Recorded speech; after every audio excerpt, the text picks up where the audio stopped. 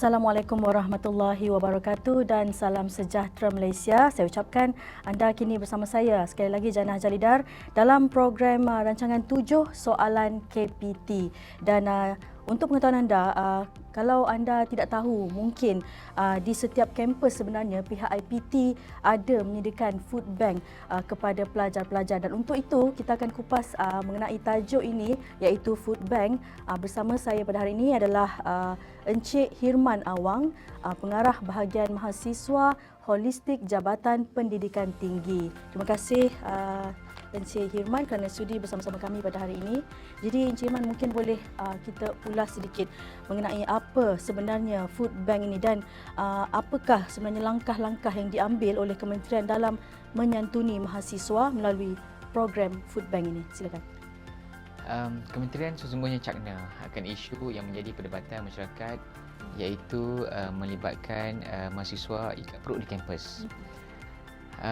Justru selaras dengan matlamat United Nations Sustainable Development Goal SDG 2.1, iaitu akses sejagat kepada makanan yang selamat dan berkhasiat, dan 12.3 yang ini mencapai pengurangan setengah daripada lebihan makanan food waste. Kementerian telah memperkenalkan inisiatif food bank institusi pendidikan tinggi dalam usaha memperkasakan kebajikan pelajar dengan lebih holistik dan mampan di peringkat institusi pendidikan tinggi. Inisiatif ini juga sebenarnya berbentuk penyediaan makanan bantuan, makanan kering dan bermasak melalui agihan kepada pelajar yang memerlukan dengan kerjasama pihak agensi dan industri, dengan mensasarkan kumpulan yang memerlukan, iaitu kumpulan B40 dalam konteks ini. Asnaf, fakir miskin dan berkeperluan agar mempunyai akses yang mencukupi terhadap makanan di kampus. Pada masa yang sama, kementerian juga berharap ia akan dapat meringankan kos sara hidup pelajar yang kian meningkat supaya mereka lebih fokus dan mampu untuk memberi tumpuan ketika pembelajaran. Bagus program ni. Jadi mungkin Encik Hirman boleh terangkan pula apakah konsep yang diketengahkan oleh kementerian dalam merealisasikan inisiatif food bank IPT ini. Okey. Sejak awal pelaksanaannya itu pada Ogos 2018, food bank IPT dilaksanakan berkonsepkan penyediaan kaunter agihan. Rak makanan ataupun edaran makanan sedia dimakan menggunakan teknologi retort secara berkala. Sumber makanan pula adalah diperolehi melalui sumbangan agensi dan rakan kolaborasi di institusi masing-masing. Semangat asal pelaksanaan food bank IPT ini sebenarnya kita nak menyelamatkan lebihan makanan yang masih boleh dimakan untuk mengelakkan pembaziran terutamanya melalui pengumpulan daripada penyumbang, iaitu pasaraya, pengilang, pengusaha makanan, hotel dan syarikat korporat. Justru kebanyakan rakan kolaborasi terdiri daripada pasaraya yang lokal, pasaraya tempatan, hotel yang berhampiran dan pengusaha makanan yang terkemuka di sekitar IPT yang berkenaan. Baik, Encik Hirman. Sehingga hari ini, berapa ramai mahasiswa yang telah pun menerima manfaat daripada inisiatif food bank IPT ini? Okey. Alhamdulillah, sehingga kini sebanyak 18 universiti awam yang terlibat dalam melaksanakan inisiatif food bank IPT ini. Manakala 2 lagi UA sedang dalam usaha penyelarasan untuk melengkapkan fasiliti di universiti masing-masing lah. Selain itu, sebanyak 4 politeknik dan 1 institusi pendidikan tinggi swasta IPTS turut bersama-sama menyantuni mahasiswa melalui inisiatif food bank IPT ini. Melalui sumbangan yang diterima daripada 222 penyumbang keseluruhannya, seramai 20,951 orang pelajar telah menerima manfaat atas inisiatif food bank IPT tersebut. InsyaAllah bilangan penerima ini akan bertambah dari semasa ke semasa. Ramai 20,951 mahasiswa yang menerimanya. Betul. Jadi apakah pula inisiatif yang diambil oleh kementerian bagi menambahkan lagi sumber makanan yang bakal ditawarkan kepada mahasiswa-mahasiswa ini pada masa akan datang? Betul. Sebenarnya memang menjadi perkara penting untuk kita memastikan bekalan makanan. Di Food Bank IPT ini sentiasa sedia dan mencukupi. Dan bagi memastikan kemampanan dan kelestarian pelaksanaan inisiatif Food Bank ini, Kementerian sedang dalam proses mengaplikasikan teknologi makanan arus perdana selaras dengan revolusi industri 4.0. Antara kaedah yang telah dikenal pasti ialah kaedah teknologi retort, pensterilan.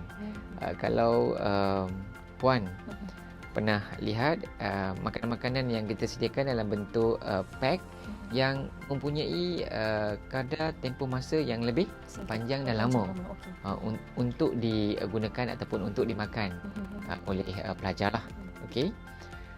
Selain itu, melalui kerjasama Kementerian Perdagangan Dalam Negeri dan Hal Ehwal Pengguna Malaysia KPDN HGP, Akta Perlindungan Penerima Makanan 2020 telah diwartakan pada 13 Mac 2020.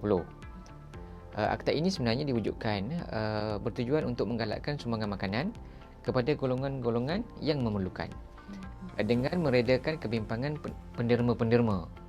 Itu yang penting, terutamanya pihak industri terhadap risiko tindakan undang-undang sekiranya berlaku perkara yang tidak diingini lah. Okey. Baik, Cik, bagaimana pula penyelarasan Food Bank IPT ini dilakukan bagi memastikan pelaksanaan di peringkat institusi adalah selaras dan juga terancang? Betul. Kita seboleh-bolehnya ingin memastikan penyelarasan inisiatif Food Bank IPT ini berstruktur dan bersistematik. Okey. Jadi apa di peringkat KBT, apa yang kita laksanakan, kita telah melantik 6 hard food bank di antara di kalangan universiti awam, iaitu UKM bagi zon tengah, UTHM bagi zon selatan, UNIZA bagi zon timur, UNIMED bagi zon utara, UMS bagi zon Sabah dan UNIMAS bagi zon Sarawak. Semua hub yang dilantik ini akan bertindak sebagai pihak yang bertanggungjawab dalam menyelaras penawaran, sumbangan dan permintaan bantuan di setiap zon yang diduduki melalui perkongsian sumber, logistik dan maklumat agar lebihan bantuan dan kekurangan sumber dapat dikawal dengan baik. Ini bagi memastikan pengagihan bekalan bantuan makanan ke UA dapat dijalankan dengan lebih terancang dan teratur. Kita paling utama, kita nak elakkan pembaziran dan konsep asal perkongsian sumber ini, sekiranya ada UA yang mempunyai lebihan, ia mungkin boleh segera dihantar ke UA yang sedang memerlukan. Itu konsep asal pewujudan hub Food Bank IPT ini. Baik, Encik Iman mungkin boleh berkongsi kepada penonton semua apa matlamat ataupun perancangan masa depan untuk menambah baik lagi program ini. Okey, adalah menjadi harapan dan matlamat KBT Kementerian untuk memastikan inisiatif Food Bank IPT ini sentiasa relevan dan dalam menyantuni mahasiswa yang memerlukan. Justru adalah diharapkan agar semua IPT terus komited untuk memastikan kelestarian inisiatif Food Bank IPT dimantapkan melalui penggunaan teknologi dan kaedah alternatif penyediaan makanan tahan lama. Selain daripada itu, sumbangan makanan daripada pihak industri, NGO mahupun persendirian turut dialu-alukan bagi memastikan kebajikan mahasiswa sentiasa terpelihara. Saya juga mengambil peluang ini untuk menyeru agar semua pihak mesti berganding bahu dan komited dalam memastikan inisiatif Food Bank ini sentiasa ataupun dengan kata lainnya boleh dikekalkan untuk satu tempoh yang panjang.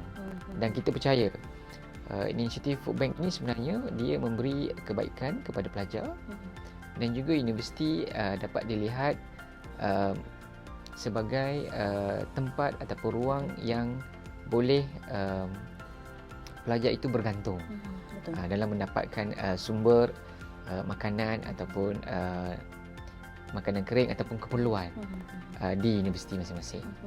Baik, Encik Irman, mungkin kita kesuntukan masa tetapi kita mesti mempercukupkan soalan hari ini. 7 soalan KPT kan tajuk program ini. Jadi satu soalan terakhir daripada saya, bagaimana pelajar-pelajar IPT ini ingin mendapatkan food bank ini, mungkin ada cara mudah, mungkin selain daripada kita sekarang ni ada media sosial dan sebagainya, mungkin ada yang masih belum tahu lagi. Okey, terdapat beberapa inisiatif sebenarnya yang kita lihat baik yang telah diaplikasikan ataupun diamalkan di peringkat Universiti Awam dan IPT. Di mana inisiatif Food Bank IPT ini telah disediakan laman web dan juga aplikasi untuk setiap UA tersebut. Pelajar mampu melihat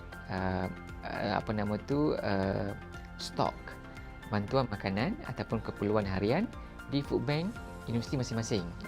Melalui kaedah itu sebenarnya pelajar tahu apa yang disediakan di food bank tersebut, dan pelajar juga boleh membuat permohonan dan berinteraksi dengan pihak pentadbir di UA berkenaan permohonan untuk mendapatkan bantuan tersebut.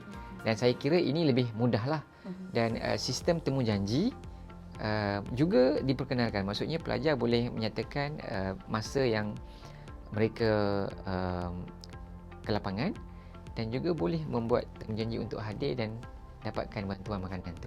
Saya kira ini satu benda yang baik sebenarnya untuk pengetahuan semua pelajar lah.